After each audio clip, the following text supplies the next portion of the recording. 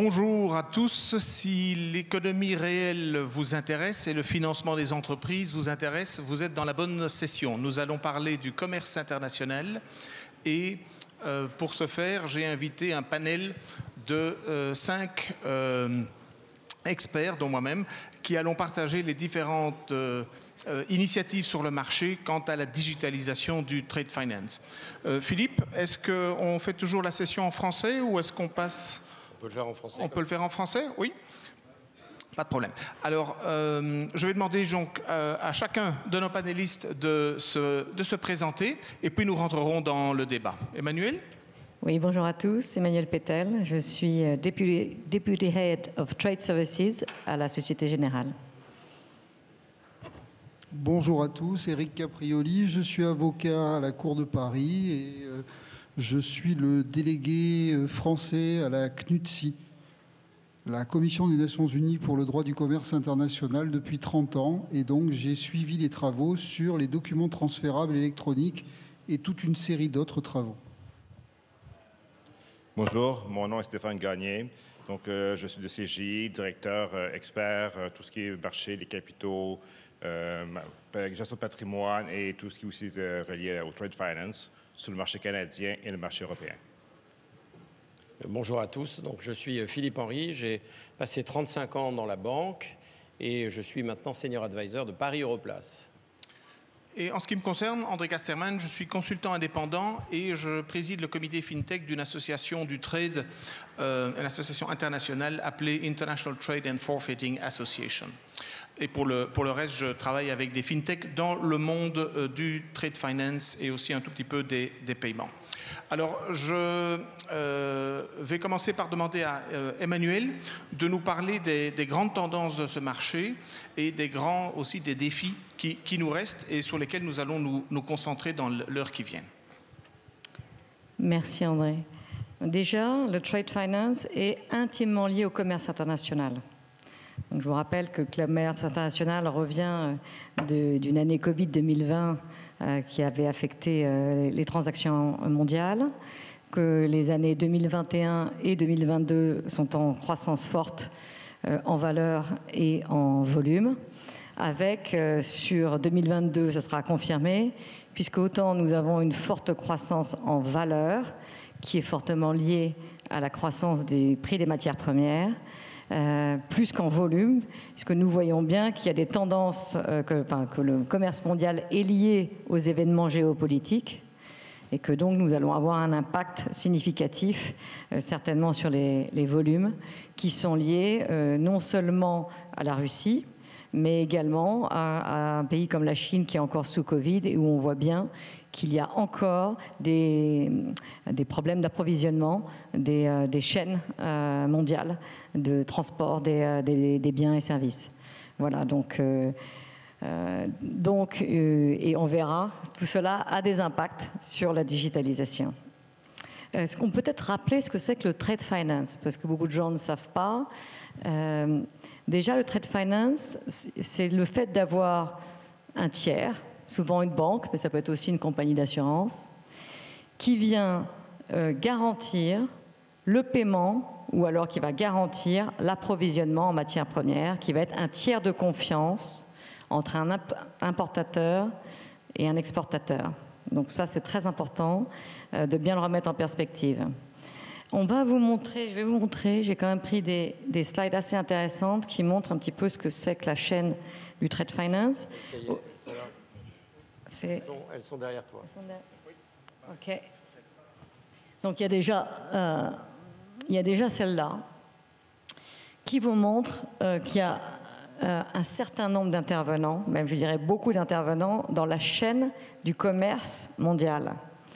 Donc vous avez non seulement l'importateur, l'exportateur, vous avez également bien sûr les douanes, vous avez les terminaux d'import et d'export, vous avez le transport, vous avez tout ce qui concerne les documents nécessaires à l'exportation, tout ce qui va concerner les documents de transport. Et donc, on voit bien que tout cela ce ne sont que des documents qui, pour l'instant, ne sont autorisés qu'en papier. Vous imaginez bien le problème de cette industrie du trade finance. Je vous donne un exemple. Il y a un case study qui est très connu, qui est l'exportation de roses du Kenya à la Hollande.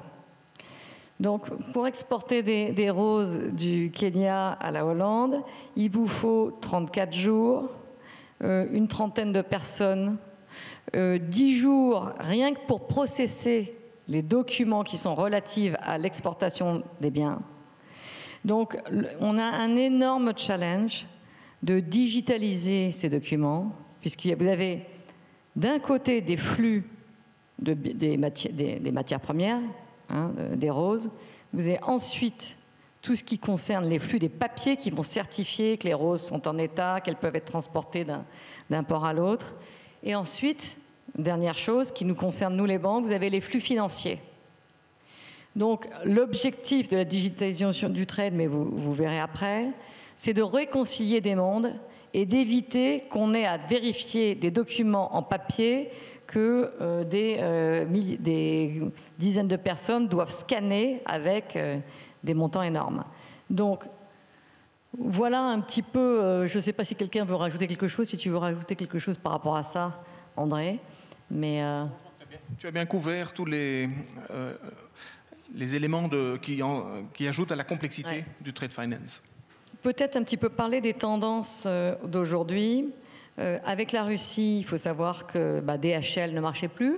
Donc on s'est quand même retrouvé avec des documents envoyés et on ne pouvait plus. Donc cela rallonge les délais, bien sûr, de transport, rallonge les délais de transaction. Nous n'avons pas envie de faire courir nos crédits dans ces circonstances. Donc avec vraiment un impact qui est important. Et évidemment, comme pour d'autres industries, c'était un déclencheur de ce besoin de digitalisation.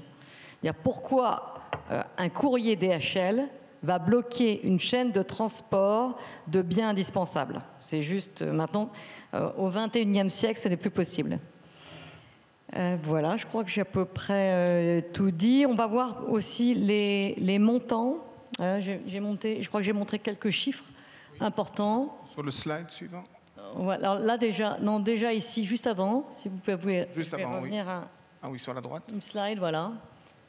Donc des chiffres impressionnants où on voit des milliards d'échanges en hausse de 20%, 25% sur 2020. Aussi ne pas oublier que les échanges mondiaux, ce sont non seulement des échanges de marchandises, mais des échanges de services, que les services représentent 17% de ces échanges. Le fait aussi qu'on soit en papier n'aide pas les échanges des services. Et sur les lettres de crédit, ces lettres de crédit... Alors, quels sont les instruments? On a oublié de le dire. Les instruments du trade finance, ce sont les lettres de crédit, import, export. C'est vraiment un instrument qui est important. Ce sont aussi les garanties, les stand-by letters of credit. Et on a dans une moindre mesure aussi les remises documentaires. Dans un contexte de risque géopolitique accru, la demande de lettres de crédit repart. Parce qu'évidemment, il y a moins de confiance dans les pays, moins de confiance entre les acteurs, des différents acteurs des pays dans les corridors, Asie, Europe, Europe-Afrique, etc. Voilà. Super, merci beaucoup. Emmanuel, on va certainement revenir sur tous ces sujets de complexité. Mais entre-temps, j'aimerais demander à Philippe pourquoi on parle de plus en plus de digitalisation du trade finance. Qu'est-ce qui se passe? D'où vient cet intérêt accru ou accélération des initiatives? Dans ce qu'on peut dire, c'est que, comme vous voyez, la complexité des process et le nombre d'acteurs, que ce soit les acheteurs, les vendeurs, les banques des acheteurs et des vendeurs, les assureurs, les ports authorities, les customs, les freight forwarders, les transporteurs, etc., vous comprenez bien que, historiquement, la digitalisation du trade était probablement plus compliquée à envisager que la digitalisation d'autres parties des secteurs financiers. Par exemple, dans les security services, le delivery versus payment qui s'est monté il y a 25 ans a encouragé évidemment une digitalisation plus rapide des processus. N'empêche que le trade, c'est très compliqué. Il y a eu des tas de tentatives les 10 dernières années, on appelait ça des proof of concept. pour trouver des techniques et des technologies qui soient utilisables et applicables de façon à digitaliser le trade. Et néanmoins, il a fallu en fait se trouver dans une situation de crise, comme nous l'avons connu au moment du Covid par exemple. Et je pense que la crise du Covid est un élément déclencheur fort de cette volonté, de cette nouvelle étape qui va vers la digitalisation du trade. La crise que nous vivons aujourd'hui, on l'appelle la crise des 3 C. Covid, climat, conflict. Et les 3 C se combinent pour rendre absolument nécessaire la digitalisation du trade finance. Il y a d'autres éléments.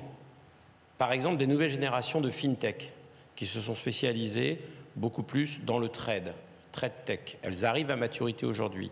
Par exemple, des grandes entreprises comme CGI qui ont décidé de mettre leur puissance au service de la digitalisation du trade finance. Donc des grandes entreprises combinées avec des fintech. J'ai pas mal de noms autour de CGI.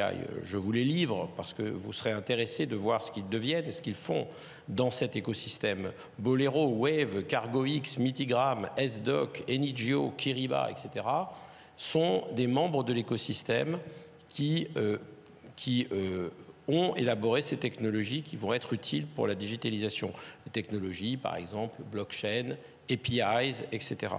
Le deuxième élément, c'est que un certain nombre d'associations professionnelles, et en particulier ICC, International Chamber of Commerce, se sont mis à travailler avec des gens comme l'association, la Container Association, DCSA, avec BIMCO, FIATA, ITFA, Paris Europlace récemment, pour travailler ensemble à la normalisation des informations nécessaires pour se parler.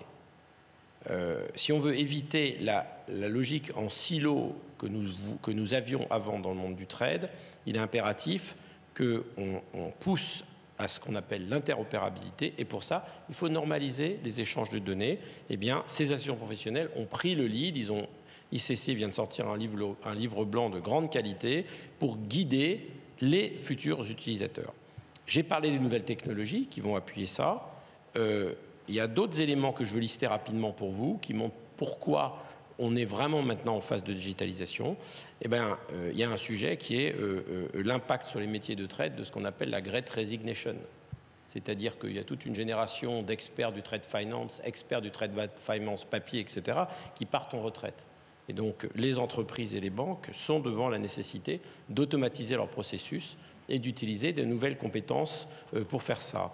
Et puis, le dernier élément, enfin j'ai 2 derniers points à lister pour expliquer tout ça, eh bien, c'est qu'on est en train de passer progressivement d'une économie de la demande en une économie du supply, parce qu'on passe de plus en plus en un format d'économie dit de guerre, avec des disruptions de supply chain et avec l'obligation de take care, de faire attention et de soutenir les suppliers.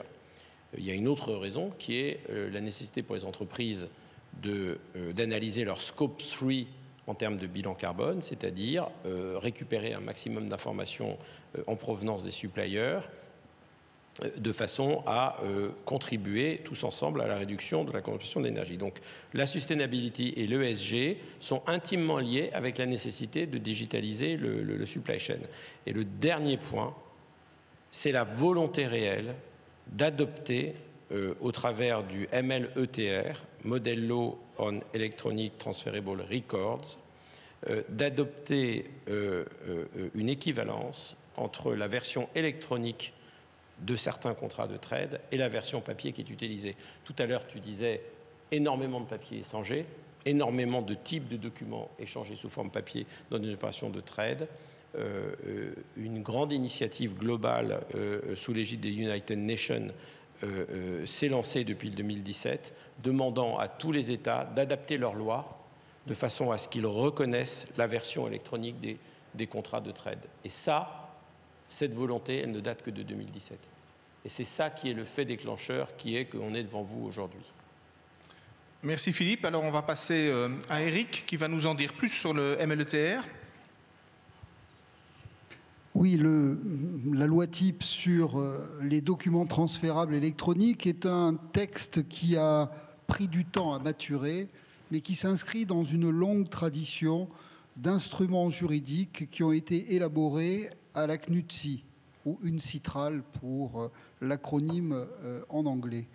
La CNUTSI, c'est l'organisation spécialisée des Nations Unies qui travaille sur le commerce international au sens large. Et un de ces groupes de travail, qui est le groupe de travail numéro 4, travaille sur le commerce électronique. Donc, une longue tradition. D'ailleurs, par exemple, aujourd'hui, si vous dématérialisez des signatures électroniques dans une banque, dans une compagnie d'assurance ou je ne sais où, eh bien, il faut savoir que vous avez une loi en France, vous avez une directive européenne, puis un règlement européen. Mais avant tout cela, c'est une loi modèle ou une loi type qui a été adoptée en 1996 par les Nations Unies et qui a donné tous les principes de base qui irradient aujourd'hui la planète, c'est-à-dire aussi bien le continent nord-américain que sud-américain, qu'asiatique, qu'européen, qu'africain. Et ça, c'est très important puisque depuis 2012, nous avons commencé des travaux parce qu'il y avait un manque, il y avait un trou dans la raquette. Et le trou dans la raquette, c'était certainement quelque chose de très difficile à aborder du fait de la pluralité de législation, du fait de la pluralité de documents que l'on a, notamment lorsque l'on fait un crédit documentaire, puisqu'on peut avoir des certificats, des attestations, on peut avoir des documents de toutes sortes, notamment de transport négociables. Alors, 2012, 2017 pour avoir cette adoption, c'est un sacré boulot. Il a fallu une dizaine de sessions pour arriver à ce résultat. Et l'objectif était très simple. C'était de donner, et Philippe vient de le dire, des équivalents fonctionnels aux documents, quels qu'ils soient, notamment lorsqu'ils étaient transférables. Et la question des documents transférables, c'est une question que l'on connaît depuis très longtemps. Moi, j'ai fait une thèse sur le crédit documentaire il y a un certain nombre d'années et je travaillais déjà sur les expériences qui avaient eu lieu, notamment dans la décennie années 80 et dans la décennie années 70. Le Data Freight Receipt en 1971, le CDOC Registry, et puis enfin, aujourd'hui, on était sur d'autres expériences comme les expériences Bolero. Tout cela a été des échecs parce que l'on avait un morcellement de législation qui ne permettait pas de dématérialiser ces documents transférables. Mais quand on dit documents transférables, c'est un Français qui transfère à un Anglais, qui transfère à un Australien et qui transfère à un homme ou une femme du Zimbabwe. Ce qui fait que c'est quand même assez complexe. Et on a trouvé la clé, notamment grâce aux principes directeurs qui ont été dégagés à la CNUTSI. Ces principes directeurs sont relativement simples et vous les retrouvez aujourd'hui dans la plupart des lois communautaires ou européennes, mais aussi au niveau international. Le premier principe, c'est le principe de neutralité technologique. Et si vous lisez ce texte de 4 chapitres, 19 articles, qu'on trouve en fascicule, mais qu'on trouve aussi sur le site uncitral.org, ou CNUTSI, vous tapez CNUTSI dans votre moteur préféré, eh bien, vous aurez accès à la version anglaise, à la version chinoise, à la version qui vous plaît, en fait, les 6 langues des Nations Unies. Et donc, premier principe, neutralité technologique, vous ne trouverez pas trace d'un mot qui vous dira « il faut aller vers ça ». Deuxième principe, c'est le principe de non-discrimination à l'encontre des documents électroniques. Troisième principe, et c'est là la grande innovation de la CNUTSI, parce que c'est dans ce creuset qu'est né ces concepts d'équivalence fonctionnelle. Qu'est-ce qu'on a fait? On a dit quelles sont les fonctions essentielles d'un document dans le monde papier. Comment est-ce qu'on peut les transposer? On ne va pas réinventer, on va simplement voir comment est-ce qu'on va transposer cela dans un monde électronique. Donc on a pris les notions fondamentales, par exemple pour la signature, c'est identifier quelqu'un et c'est manifester la volonté. Par exemple, on va le retrouver ici tout de suite, dans les documents transférables. Et ça, c'est vraiment très important parce que cette notion-là d'équivalence fonctionnelle nous a permis de transmuter la notion de possession, parce que quand vous êtes dans le commerce international, c'est le fait de détenir, d'être le holder en anglais, mais le détenteur du morceau de papier, je suis le détenteur de la cargaison de pétrole. Et c'est énorme, parce que quand je vais le donner, il va y avoir un endossement. Et tout ça est fait depuis le XVe siècle. Depuis le XVe siècle, vous avez une tradition, vous avez des mentalités, vous avez une culture qui s'est forgée. Et il faut passer du concept de manuel, manuscrit, papier, à quelque chose qui est immatériel et transférable par des ordres donnés de manière électronique. Maintenant, comment fait-on ? Eh bien, on doit trouver un équivalent fonctionnel. L'équivalent fonctionnel est relativement simple, du moins relativement simple. Il faut qu'on ait ce que l'on appelle la notion de contrôle exclusif sur le document. Il n'y a qu'une seule personne qui doit avoir ce contrôle exclusif. Pour avoir un contrôle exclusif, encore faut-il que j'ai utilisé une méthode fiable. Qu'est-ce qu'une méthode fiable ? Vous avez un article qui vous donne des critères de méthode fiable.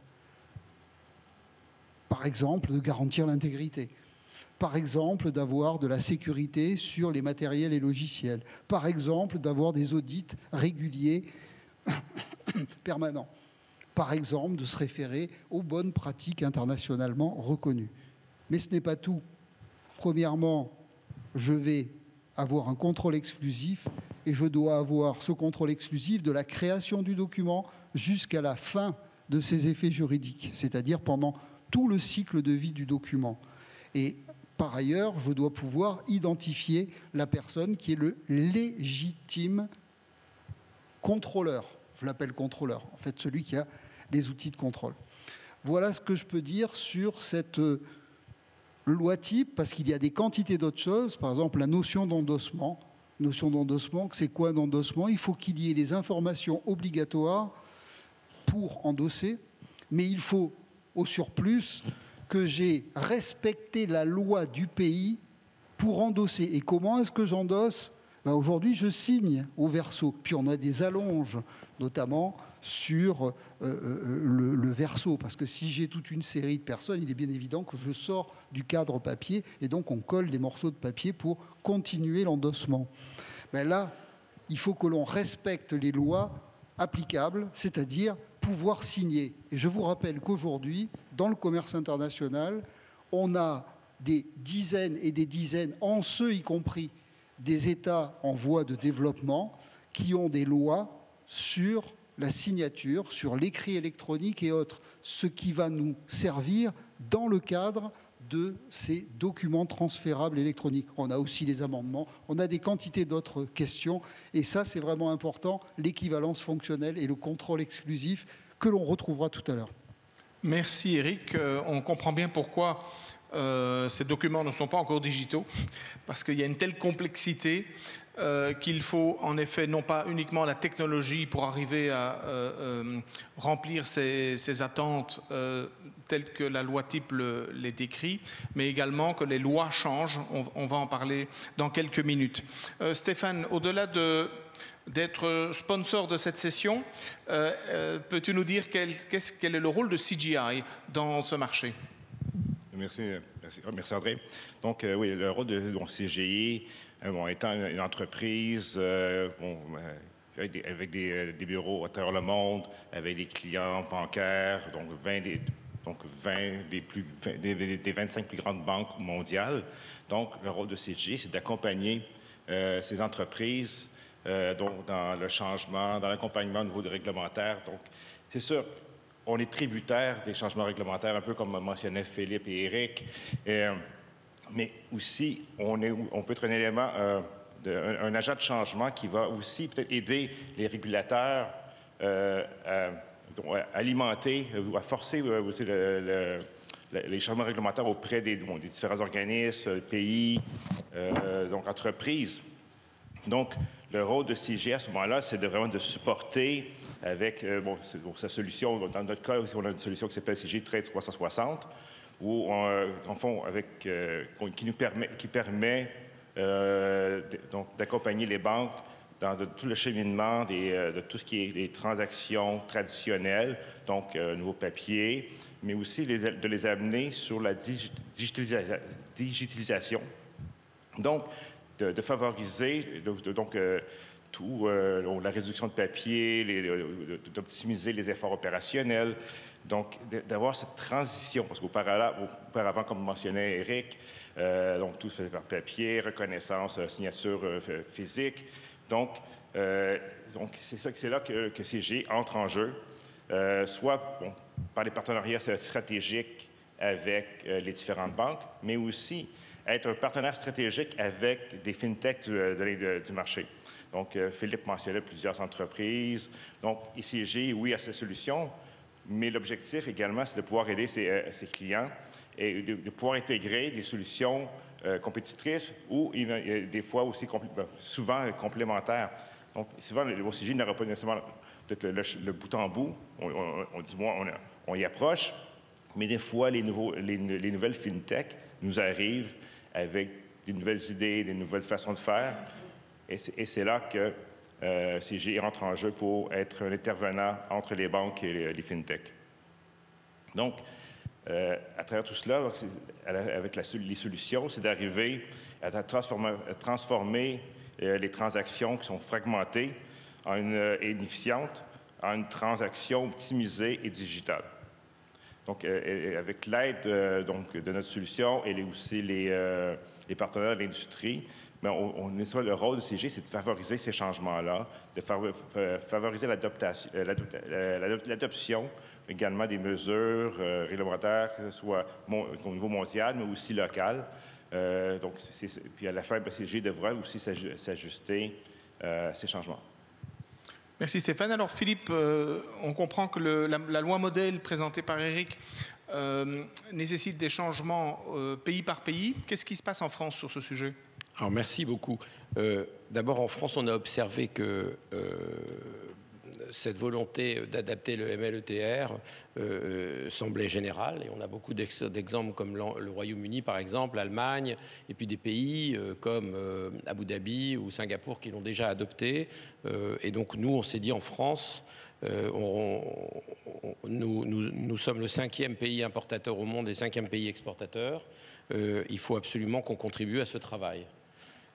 On a été guidé en cela par ICC en particulier et par tous les travaux qui ont été faits par ITFA. Et on a trouvé intéressant de motiver l'association de la place de Paris, Paris Europlace, pour coordonner les travaux pour ce qui concerne la transposition du MLETR en droit français. Alors tout à l'heure, on va rentrer dans les détails sur ce que ça veut dire, mais je vais vous dire que notre groupe de travail a commencé à se réunir autour de la fin mars 2022 et que nous avons créé 3 working groups. Un que nous appelons Advocacy, qui est la promotion effective de la nouvelle manière de travailler lorsqu'on aura digitalisé le trade, parce qu'il y aura des changements profonds d'usage du côté des banques, je suis sûr que Emmanuel nous en dira un mot tout à l'heure, et du côté des corporates également. Ça, c'est le premier groupe de travail. Se mettre en perspective d'avoir à notre disposition une reconnaissance de la version électronique des contrats. Qu'est-ce que ça veut dire sur l'organisation ? Croyez-moi, ça va être révolutionnaire. Le deuxième groupe de travail, c'est évidemment le groupe Legal. On a besoin d'avoir des experts du Legal et nous avons Eric à notre table aujourd'hui. Le groupe des experts vont déterminer toutes les étapes nécessaires pour modifier peut-être des articles du Code civil, peut-être des articles du Code du commerce, du Code monétaire et financier. C'est notre groupe de travail qui doit faire des propositions légales précises, des propositions qui puissent être présentées au ministère de la Justice, qui puissent être présentées au gouvernement et qui puissent être présentées au Parlement ultimately. Le troisième groupe de travail, c'est le groupe de travail des trade tech. Toutes ces fameuses entreprises digitales qui se consolident aujourd'hui, qui commencent à travailler entre elles et dont nous aurons besoin pour gérer l'interopérabilité entre les systèmes. Lorsqu'on fera converger ces 3 groupes de travail, à condition qu'on ait progressé sur le volet légal, je pense que nous détiendrons un outil de place puissant qui poussera les acteurs à faire les investissements nécessaires pour bénéficier de la digitalisation des processus de trade. Merci Philippe. Alors je vais demander à Emmanuel en tant que banquier, comment tu vois ces changements, l'importance de ces changements et quels sont les instruments qui vont vraiment être impactés par ces changements de loi? Bon, déjà, tous les instruments vont être impactés. Pourquoi? Parce que si on peut reconnaître de façon électronique les documents de transport, les documents de... les lettres de crédit, tout ce qui concerne, tout ce qui va me permettre de payer en avance les fournisseurs, pour mon client d'avoir pouvoir le produit de ses exportations aussi, il va falloir que je puisse aller sur une plateforme, télécharger les documents, que ces documents soient authentifiés, qu'ils aient pu être authentifiés au préalable. Et à ce moment-là, moi, je pourrais les scanner, enfin pas les scanner, mais on a des processus internes de reconnaissance des documents sur les produits, donc tout ce qui est compliance, maintenant, c'est de plus en plus automatisé. Donc moi, le fait que ces documents ne soient plus envoyés, mais que sur une plateforme qui puisse mettre à disposition, que l'on sache dans la chaîne de traitement de tous les documents nécessaires, où les autorisations ont été données, est-ce que le bien a été débarqué de son port? Est-ce qu'il est maintenant dans le bateau ou pas? À quel moment de la chaîne il est? Tout ça, ça va être très important pour moi de pouvoir déclencher ou non des paiements. Et donc, réduire les délais de traitement et les délais d'envoi même des biens, disons de 10 jours à 24 à 48 heures. Donc ça aura un impact considérable à moyen terme. J'espère que si tout le monde l'adopte très vite, puisque évidemment, plus vous aurez les documents qui seront reconnus de façon électronique dans différentes juridictions du monde, plus ce sera possible. Donc ça va encore prendre du temps. Mais voilà mon rêve, c'est qu'il y ait un endroit où des documents soient reconnus le plus électroniquement possible et que je n'ai plus qu'à vérifier cela sur une plateforme. Évidemment, on sait qu'il y a des plateformes, mais tout le monde ne fait pas la même plateforme. Donc le défi des banques, c'est de pouvoir justement se connecter facilement, et c'est cette fameuse interopérabilité dont parle Philippe. Oui, en effet, ça c'est le mot-clé, je pense, de tout ce changement au niveau de l'industrie. Et l'interopérabilité, elle est à deux niveaux. Au niveau des changements de texte de loi, et grâce aux travaux de UNCITRAL, donc des Nations Unies, le texte est disponible depuis 2007 et certains pays ont déjà adopté le texte tel que le Bahreïn, le Singapour, Abu Dhabi Global Market et le UK finit ses travaux à ce sujet et normalement la loi va changer au UK fin de cette année-ci. Et puis la France, l'Allemagne est aussi occupée sur ce sujet et d'autres pays, même les US, je dis même parce que pour les grands pays, c'est sans doute plus compliqué de changer la loi que pour les petits pays, avancent très bien sur le sujet. Oui, Philippe? Donc, ce qu'on peut dire, c'est qu'il y a quand même des grandes traditions de droit dans le monde, la common law, le droit français. Et donc, quand ces pays-là se mettent à bouger, fondamentalement, ils peuvent influencer d'autres pays. Donc, on espère que ce travail qu'on fait avec les Anglais, les Allemands, aura une vraie incidence sur le reste du monde, quand même. Oui. Et donc, on est même certain que ce sera le cas. Oui, d'ailleurs, grâce à la Chambre de commerce internationale, l'ICC, le sujet a été mis à l'agenda du G20 pour que le G7+ également, pour inscrire cette nécessité de changer les lois, pas nécessairement d'utiliser plus de technologie, parce que ça c'est un autre sujet pour le monde commercial, mais vraiment au niveau purement législatif, ce sujet a été monté par la Chambre de commerce internationale au niveau du G7 pour démontrer à quel point il est global. Et donc l'interopérabilité, c'est les changements de loi pour que les pays puissent se interopérer sur base de documents électroniques, mais c'est au niveau digital aussi, pour que des solutions digitales puissent interopérer sans forcer les banques à suivre toujours les entreprises qui choisissent telle ou telle solution électronique, et non plus sans forcer les entreprises nécessairement à choisir les solutions que les banques préconisent, et donc s'assurer de l'interopérabilité entre les différents écosystèmes et plateformes électroniques. Donc je voudrais demander à Stéphane d'expliquer comment traiter des documents électroniques, comment ça pourrait se faire du côté CGI, sachant que toutes les banques n'utilisent pas nécessairement CGI, ni toutes les entreprises. Comment l'interopérabilité peut s'effectuer? Donc, une très bonne question, André. Et c'est ça le défi actuellement. On l'a mentionné très souvent aujourd'hui, l'interopérabilité. Donc, vraiment les points de communication entre les différentes entreprises, les pays. Donc, et c'est là que les fintechs entrent en jeu. Donc, de pouvoir définir un écosystème ouvert qui permettra donc de pouvoir trouver les points de contact, les protocoles, donc que ce soit les tokens avec le blockchain. Donc c'est sûr que le blockchain est envisagé. Naturellement, parce que c'est sûr qu'on associe souvent le blockchain à la crypto-monnaie, mais aussi le blockchain peut être utilisé pour tout ce qui est règlement, transfert de documents. Donc, mais actuellement, le premier problème qu'on peut voir, c'est vraiment de définir un protocole commun, qui est une bonne définition où les différentes banques ou les différents acteurs pourront communiquer. Et aussi en termes de technologie, on n'a qu'à penser qu'aujourd'hui, on a tout ce qui est le machine learning, l'intelligence artificielle, l'Internet des objets. On n'a qu'à penser à tout ce qui est l'OCR, donc le scanning de documents. Donc, on peut dire qu'il y a beaucoup de technologies disponibles pour faciliter le changement, donc de pouvoir aider les banques dans cette transition.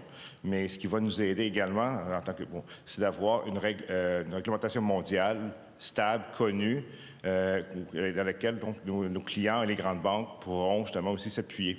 Et c'est là que, CGI, avec les autres partenaires de l'industrie, donc les différentes fintechs, on pourra mieux justement construire les solutions, mieux définir les protocoles de communication. Très bien, merci Stéphane. Emmanuel, tu voulais réagir? Peut-être ajouter un point, c'est que cette crise a montré aussi autre chose, c'est que vous avez bien vu qu'il y a un très fort accroissement des sanctions et les banques ont une responsabilité qui est énorme de regarder absolument dans le détail tous les documents pour savoir si tel produit est passé par un pays sanctionné. Hein. Mais attention, maintenant, c'est plus que l'OFAC. Hein, est-ce qu'il est sanctionné au UK, au Canada, dans tous les pays du monde, et on se rend compte que les sanctions ne sont pas les mêmes d'un pays à l'autre. Donc autant vous dire que si on arrive à mieux digitaliser les documents de façon efficace et qu'on n'attende pas ces documents pendant 10 jours, ça va quand même réduire les délais de traitement et les délais d'envoi des biens. Et ça, c'est un enjeu pour le commerce mondial qui est énorme. Aujourd'hui, on a de plus en plus de contraintes pour ces échanges internationaux.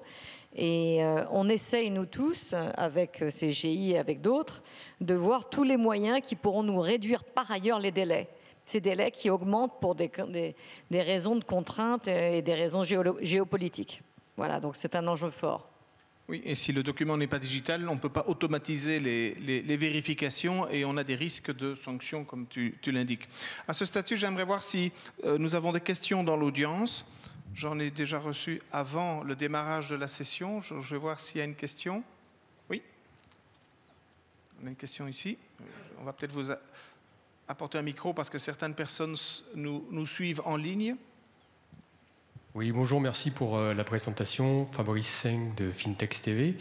Je voulais savoir sur l'usage de la blockchain, comment vous la voyez sur le scope 3, notamment par rapport à l'accord de Paris, sur la traçabilité, l'impact à, intégrer l'accord de Paris dans les trade agreements, quelque part, par l'outil digital. Ouais, c'est une super question. En fait, il faut combiner deux choses, je crois.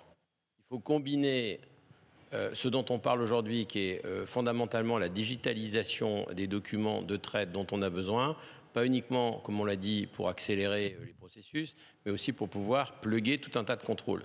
Quand on est en blockchain, ça veut dire qu'on peut mettre des smart contracts. Si on met des smart contracts, on peut mettre des règles et des lois qui permettent d'orienter en fait ces flux et de nourrir un certain nombre de gens. Bon. Par contre, il faut combiner ça avec une deuxième chose, qui est en fait la gestion des KYC dans un environnement supply chain. Parce que le scope 3, on sait très bien, c'est connaître mieux ses suppliers.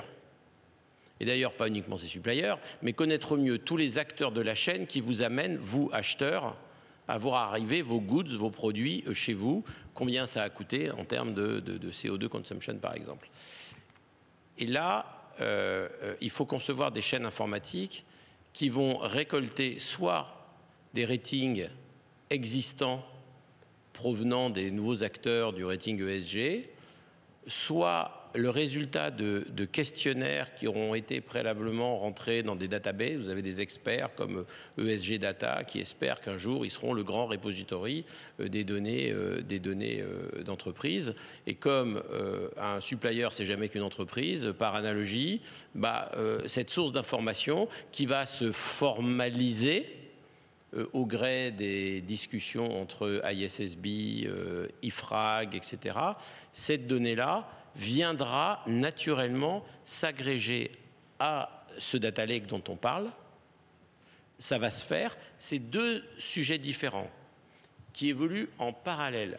Quand ils vont se regrouper, ces plateformes digitales de trade vont d'une puissance absolument incroyable. Absolument incroyable. Je ne suis pas capable de vous dire si ça va mettre 2 ans, 5 ans ou 10 ans, mais je sais qu'on est parti maintenant à fond sur ce truc-là. Donc votre question est très juste. Elle est complémentaire, en fait, du sujet qu'on est en train de mettre en œuvre.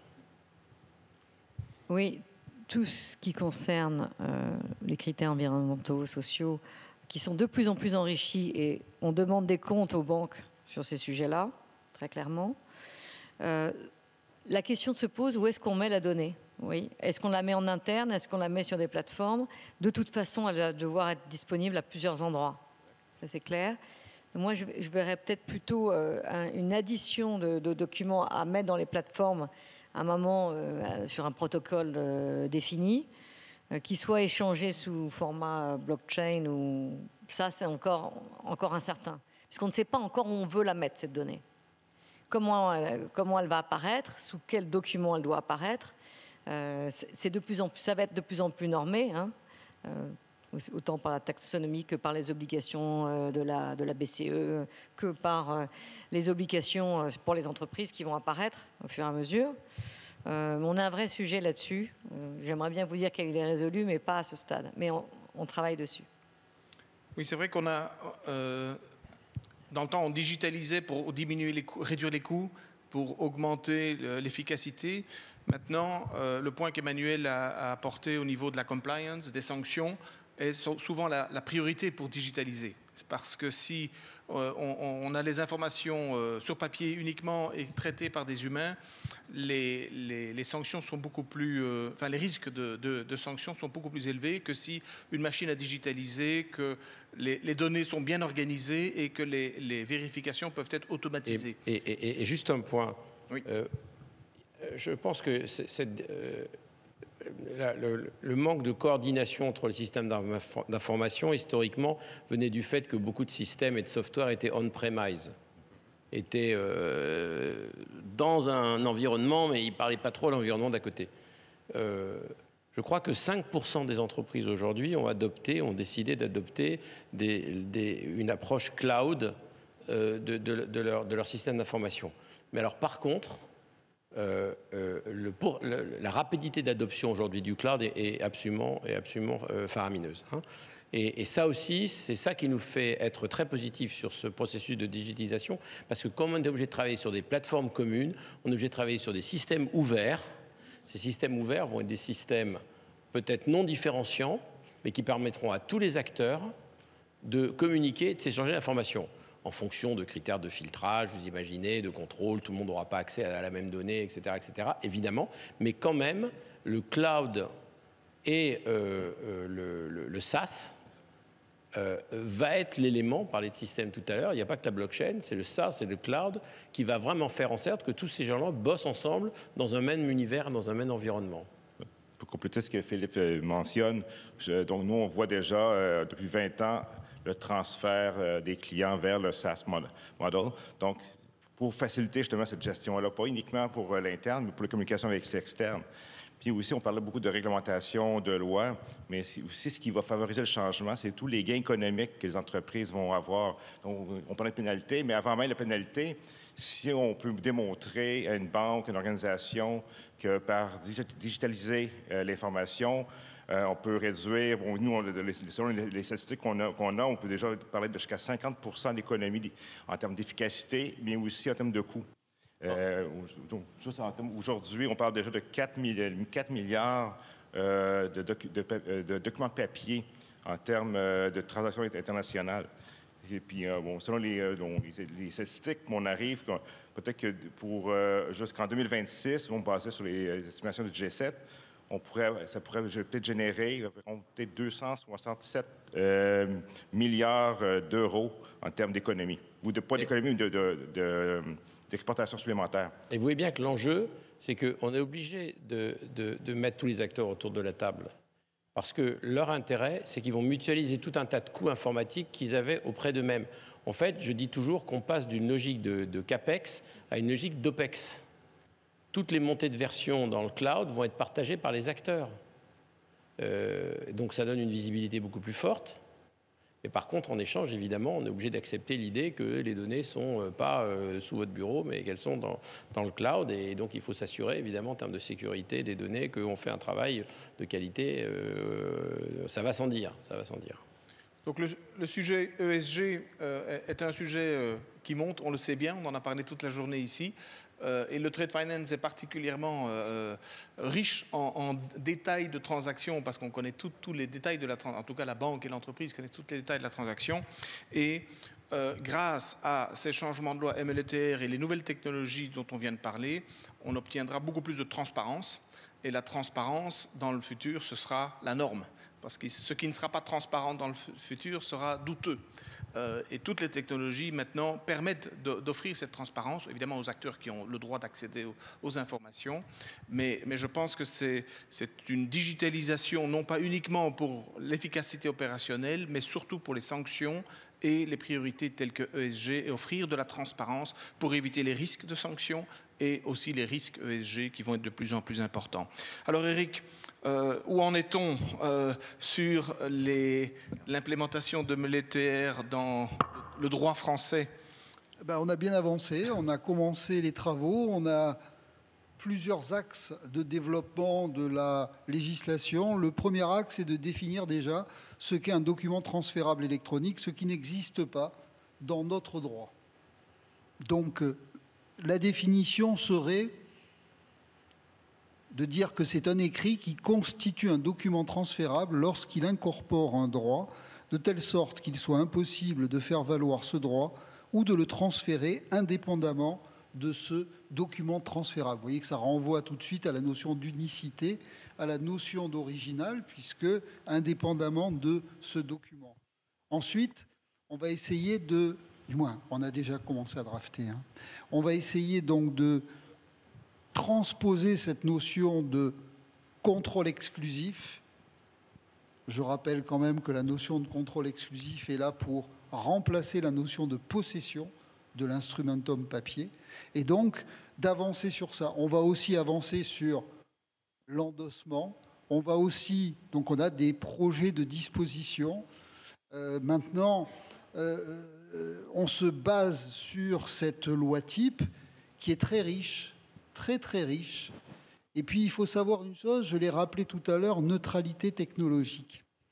Maintenant, il faut savoir qu'il y a 3 familles de technologies qui peuvent servir de support à ces documents transférables électroniques. On a parlé de la première famille qui est le Distributed Ledger, donc la blockchain. C'est la première famille à laquelle on pense.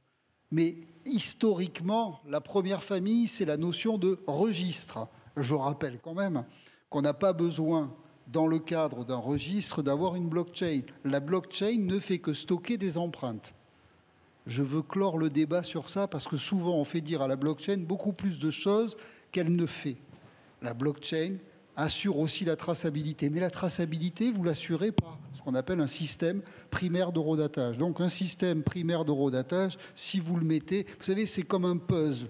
Vous bougez les éléments et puis la blockchain utilise des éléments, mais que l'on peut retrouver sur un registre.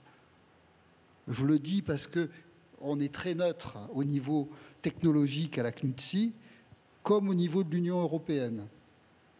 Comme dans la plupart des textes qui touchent à la techno. Pourquoi? Parce qu'il ne faut pas bloquer en favorisant une technologie. Et la troisième notion, c'est la notion de token. C'est-à-dire que vous avez un document électronique autoportant qui lui-même va permettre de vérifier qui est le bon titulaire.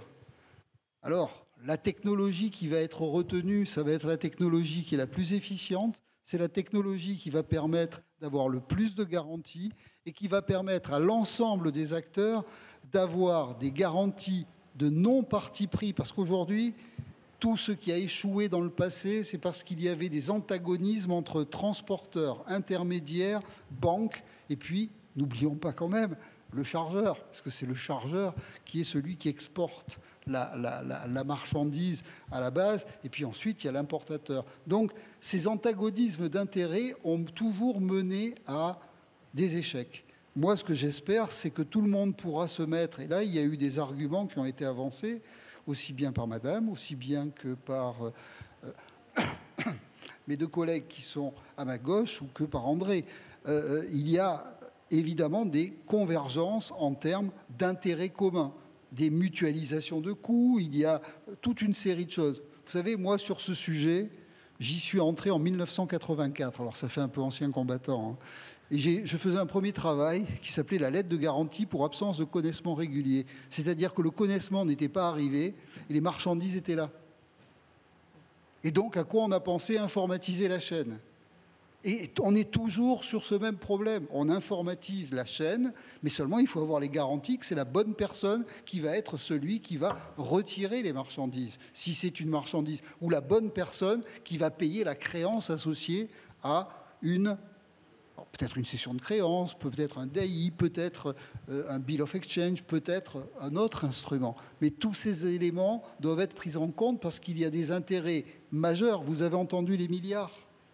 Hein, c'est le commerce international. Ce n'est pas juste 3 francs 6 sous. C'est des montants faramineux qui portent sur des quantités d'actifs mobiliers, des actifs autres, hein, parce que le crédit documentaire ou la lettre de garantie, stand-by, permettent aussi de faire d'autres choses, hein, permettent de financer ou de garantir des financements ou des paiements. Donc on a toute une architecture qui est à monter et qui est à mettre en œuvre. Donc dans notre texte, l'idée c'est de s'appuyer sur la loi type, parce qu'on a un texte, le G7 s'est engouffré dans ça et on a plein de pays qui vont être sur ça.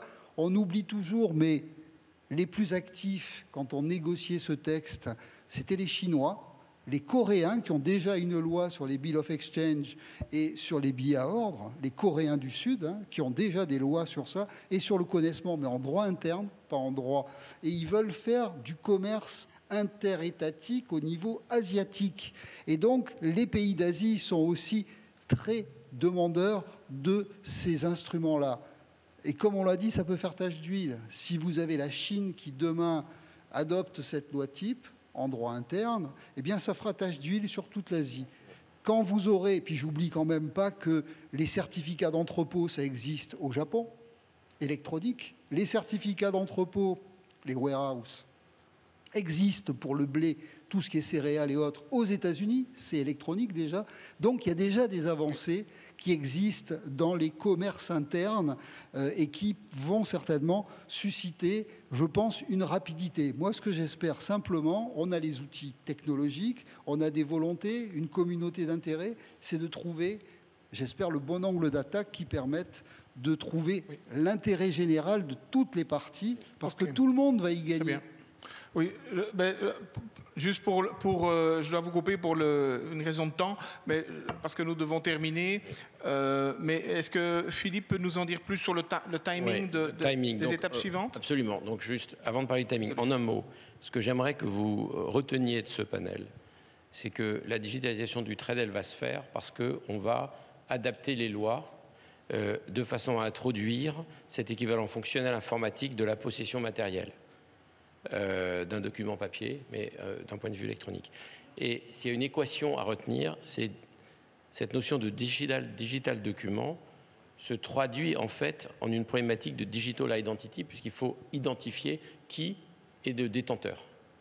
Et donc on rejoint tout un travail qui est fait par l'UE au travers de la régulation eIDAS et également par les United Nations, puisque je sais qu'ils travaillent sur un Identity Management Model Law. Vous voyez bien que c'est puissant. On part des documents électroniques, on va arriver à la problématique en fait de digital identity. Cette convergence, elle est en train de se faire, donc on est très content. Du point de vue timing, sur notre sujet proprement français d'implémentation du MLETR, nos amis juristes travaillent très fort pour trouver la meilleure proposition possible pour adapter, le cas échéant, certains articles du Code civil. Vous savez que ce n'est pas simple. Éventuellement pour travailler sur une nouvelle loi cadre. Ils vont travailler pendant l'été. En début, au mois de septembre-octobre, on sera en position de présenter au ministère des Finances et à la chancellerie nos propositions. Et là, il y aura toute la problématique de la navette pour que le gouvernement soit impliqué, et également le Parlement, le cas échéant.